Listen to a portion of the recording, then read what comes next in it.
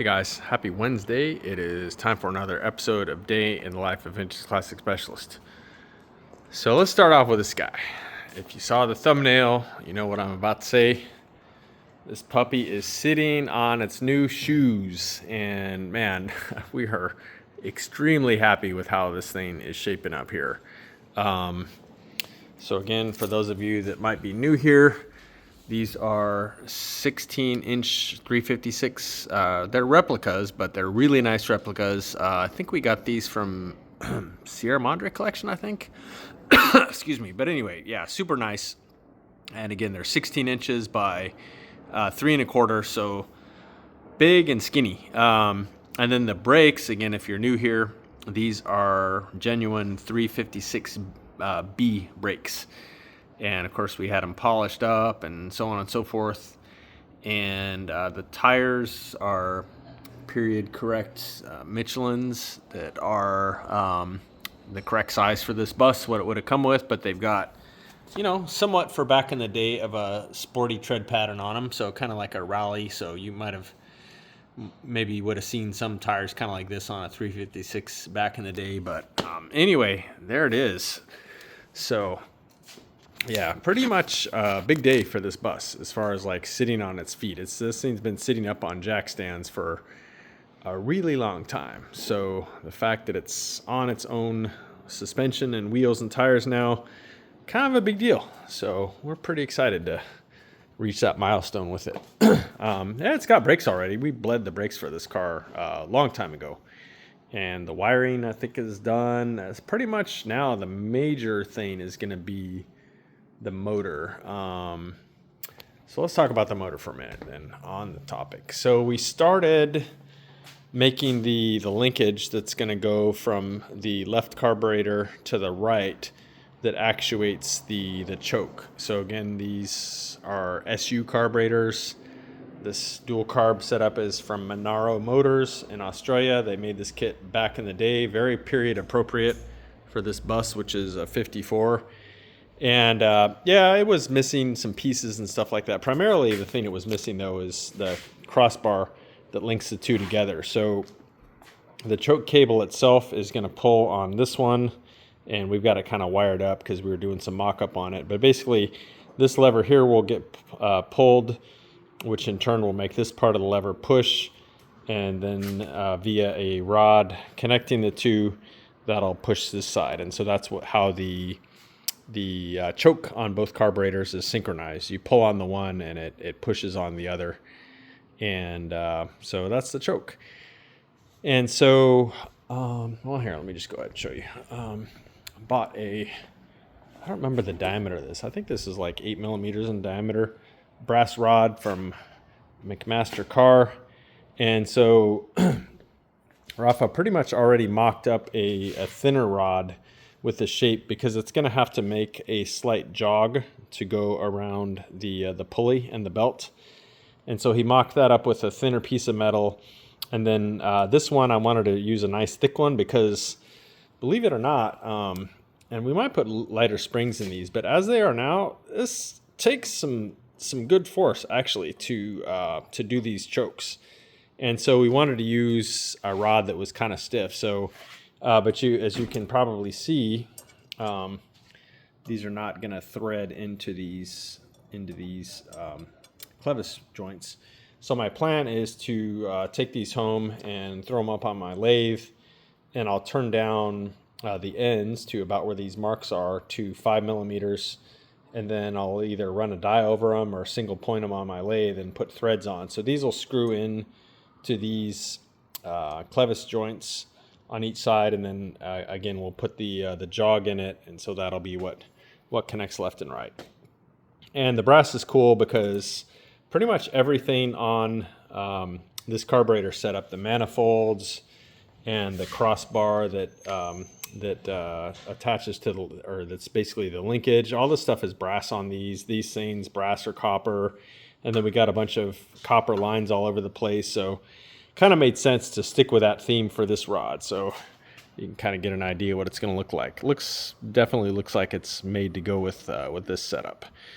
And so, yeah, I got to spend some time at home on my lathe, machining the ends of these down and threading them, and then I'll bring them back, and we'll go ahead and put that jog in it.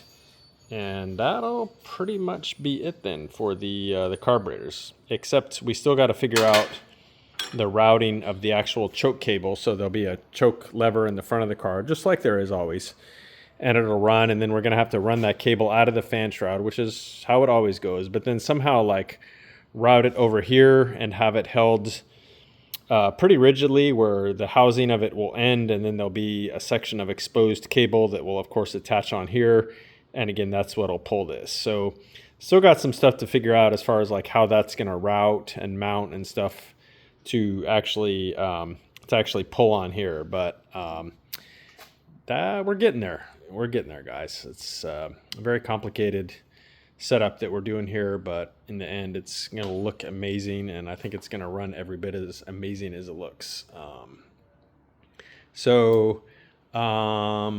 Yeah, let's see. I'm trying to think what else Rafa did today. I think he was putting the wheels and tires on and then doing the mock-up on this. I think there were some other minor things that he did, but those are kind of the big things. The huge thing really, though, is getting this thing again on its ground here on the Porsche wheel, tire, and brake setup. So super happy with that. The lug nuts themselves are just regular, I don't know, I think Impy makes some lug nuts. They come in that kind of gold color, and so we sent those to our zinc platers and had them zinc plate in black, and super happy with how that looks, that contrast there on the lug nuts versus everything else being silver or polished aluminum. So nice little detail there that we're very happy with. So let's see what Mr. Jacob and I did today. So Jacob was in for most of the day today, and we spent a lot of time today bleeding brakes. So this car and that car both have brakes now, so that's pretty cool. This car, of course, had brakes when it came in.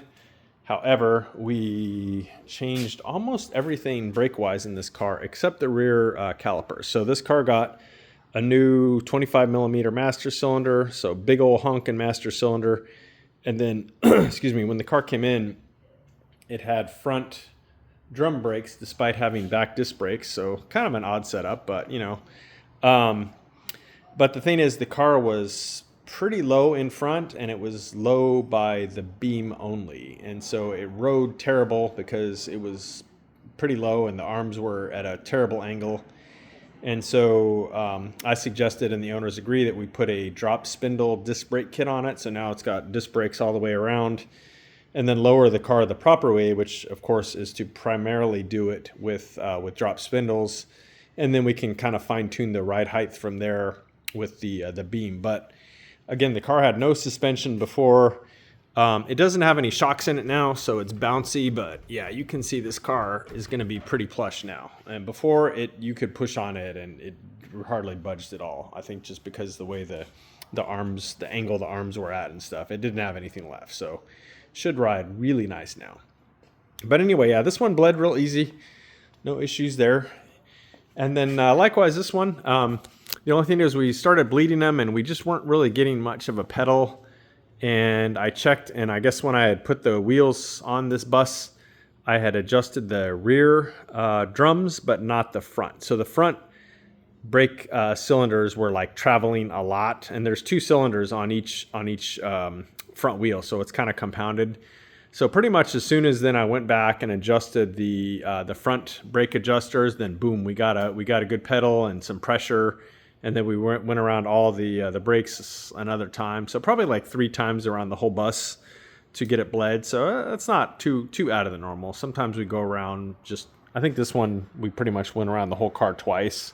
This one was 3 times, but that's all kind of in the average of what it takes to bleed one of these buses. They have a really long line that runs, of course, from the front all the way to the back. So sometimes it takes a while to get fluid all the way through that thing. But anyway, this thing's got brakes now. And as you guys know, if you watch the channel, we installed the motor in it. Motor's installed, wired. Still got to plumb the fuel in. And then, apron will go on. So, yeah, this guy is going to be coming along pretty quick now here. And finish it up and get it to its very patient owner here, and he can start enjoying the heck out of this thing, because what a beauty. So that happened. Very busy day in the shop today, especially with 3 of us here. Lots getting done. So this one, this looks the same as it did yesterday. However, now the mounts are actually fully welded up. So I kind of double checked some things this morning, and I think that was this morning. I trimmed these a little bit. They were still a little too close to comfort to the heater channels and the tunnel. So trimmed those and kind of like contoured the edges of them a little bit more. And then did the final welding of the legs that you can see there themselves into the crossbar. So this side is completely done now. It's not, again, I just need to drill holes in the floor and mount it. But as far as the seat mount, adapters, whatever you want to call them themselves, passenger side is done. So the owner actually, if you might have noticed, is sitting here earlier in the video. The owner came by and dropped off the driver's seat today. And so I have already kind of started working on the adapters for it. And they're probably going to be nearly identical to the passenger side, but I'm going to, kind of make them. I'm not just going to copy the passenger side ones. I'm going to kind of check these and, see if the spacing needs to be a little different or whatever, but just to make sure. So I'll do some mocking up on those on the driver's side one, like I did with some wood and stuff like that. And I think it's probably going to end up more or less like a mirror image maybe of the ones for this side. But yeah, so probably work on that some more tomorrow, because then I can take all the seat mounts that I fabricated and go ahead and send those off for powder coating. I think I'll probably just go ahead and powder coat them. And then when that's done, when my upholstery guy has time, then we can start looking at reupholstering these. The motor, I think I mentioned yesterday, got painted, and so here it is. The color, it's kind of hard to tell. I think it looks darker on video than it actually is, and the light kind of has a lot to do with it, because if you kind of put it more like at the angle of the deck lid, to me it looks more. When you get some light reflecting off it, kind of like the deck lid, it looks closer. Still definitely a little darker, but, the angles make it a little hard to tell. But anyway, it'll be in the engine compartment, obviously, and all surrounded by chrome and stuff like that. So even if the shade is a little bit darker, I think once it's in there and, again, surrounded by chrome and everything, I don't think it'll even be noticeable. But that's kind of the trick with paint matching, is it's almost impossible to get a dead nuts match where you don't, like if you were going to repaint, say, a fender, you didn't have the paint, you had some mixed up. It's pretty hard to get it dead on. I mean, there's some guys, the guys that we use are actually really good, but in the end, what you would normally do if you, say, painted a whole fender is you'd have to kind of like feather that paint into the adjacent panel and then clear coat the whole thing and kind of blend it in that way. It's a blend. It's a pretty normal thing that paint and body guys do, but anyway, that was a bit long-winded. But yeah, very happy with how this came out. We also did the valve covers, so got the paint accent on those inside the fins, so super cool, very 80s looking. I had a Beetle actually I guess it was, late 80s, early 90s, where I had the engine painted green. Not this green. I don't know what the color green was. It was not metallic, but it was a little bit lighter green than this. And my valve covers were just like that. So kind of brings up some memories. But anyway, so worked on this one some. This guy got a little bit of love at the end of the day. I started looking at mounting his retro sound radio, which came in. And as it turns out, I'm going to have to get a different faceplate that's a little larger, because his dash has, I think it's the DIN size opening. And when I ordered it, I didn't necessarily realize, I guess I should have taken some measurements, but I thought it was just kind of a standard Beetle, but maybe starting in 67, I don't know, they went to that DIN sized opening there. And so I need basically just need like a bigger faceplate to cover that opening. The one that I got with it is it's a little too narrow and too short, so not a big deal. And their faceplates are pretty cheap; they're just plastic, so get that on order. So I think that was pretty much it for today, guys. I guess that's it. So anyway, thank you for watching, and we will see you again tomorrow. Bye.